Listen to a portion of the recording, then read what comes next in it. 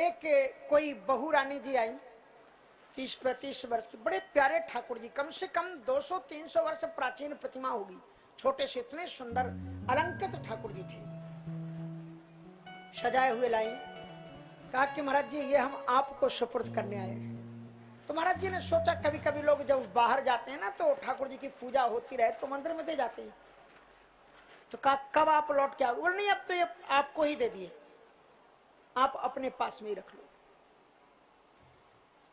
तो उन्होंने कहा कि ये ठाकुर जी तो बहुत प्यारे हैं और बहुत पुराने लग रहे हैं, किस लिए आप मेरे पास? बोले हमको किसी ने ये बताया, कोई विद्वान आए थे, उन्होंने ये बताया कि ठाकुर जी को अपने घर में नहीं रखना चाहिए, क्योंकि वो स्त्रियों को स्त्री धर्म आदि में आना पड़ता है, तो उनको नहीं रखना चाहिए, इसलिए हम लेके आए। ये बात कर्मकांड से अलग हो सकती है, पर भक्ति तो वही है जो श्रृंखलाओं को तोड़ती है। जो भी भक्त हुए हैं उनमें लगभग यही लीलाएं हुई हैं। और इसलिए तो महाराज जी ने पूछा, मेरे सामने की बात है, उन्होंने पूछा ये कब से हैं आपके घर में? कहा मेरी सास से भी पहले वाली सास के हैं। तो गुरु जी ने पूछा ये समस्या पहली बार आपको आई है कि इसके पहले भी आई थी? इसके पहले भी तो आई होगी ना, कि आपके सामने ही पैदा आई। जब उन लोगों ने आपके ठाकुर जी को नहीं छोड़ा तो तुम इन ठाकुर जी को क्यों छोड़ रहे हैं?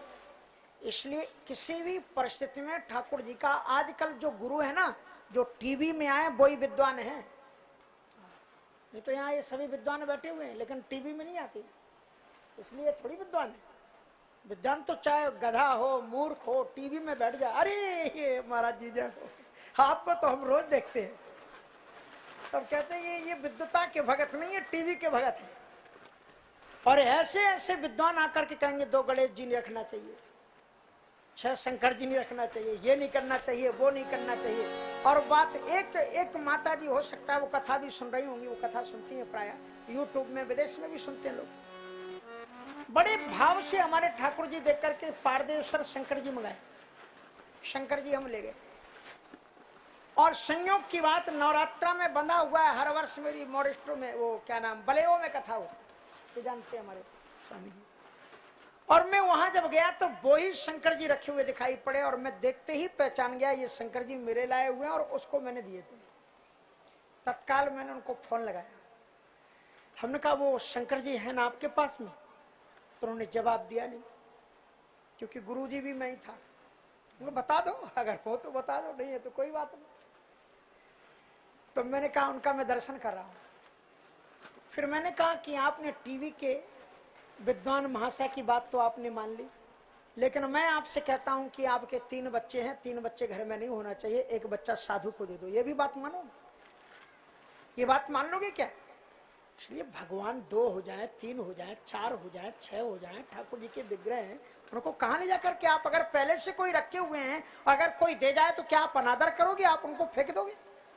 यद्यपि शुद्धम, शंकराचार्य जी ने यह स्थान दिया है कि भले ही कुछ मान्यताएं हो लेकिन परंपरानुसार धर्म भी बदलता है।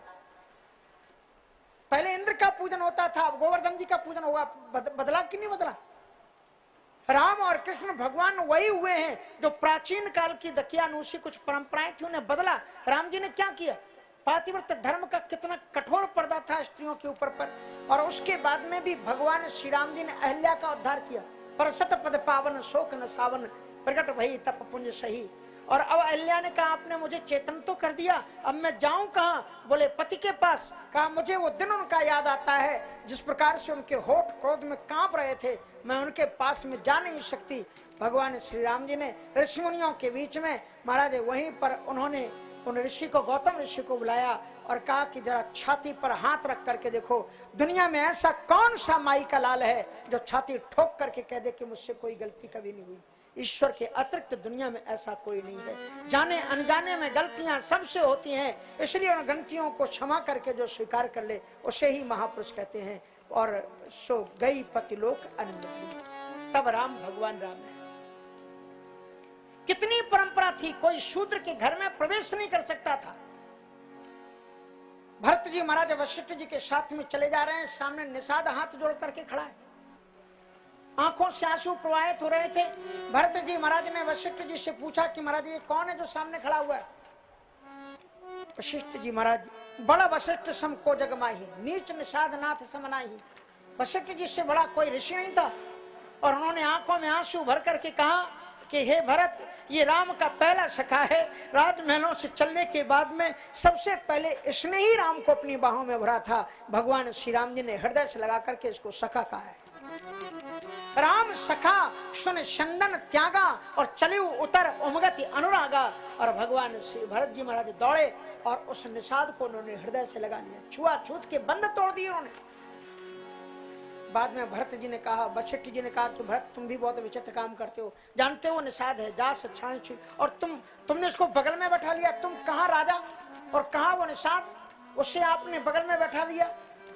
तो भरत जी ने विनम्रता पूर्वक कहा कि गुरुजी, आपने मुझे उसका परिचय निषाद के रूप में दिया होता तो शायद मैं ऐसा ही करता, लेकिन आपने ये नहीं कहा कि वो निषाद है, आपने ये कहा कि वो राम का सखा है। और यदि वो राम का सखा है, मैं राम का दास हूं, तो मुझे तो उससे ऊपर बैठाना चाहिए था, क्योंकि वो राम का सखा है, मेरे राम के समान है और मैं राम का सेवक हूं, मुझे चरणों में बैठना चाहिए था, लेकिन उसको मैंने बगल में बैठाया तो क्या। कितनी परंपराएं टूटी। इसलिए देश और समय के अनुसार परिवर्तन होता है।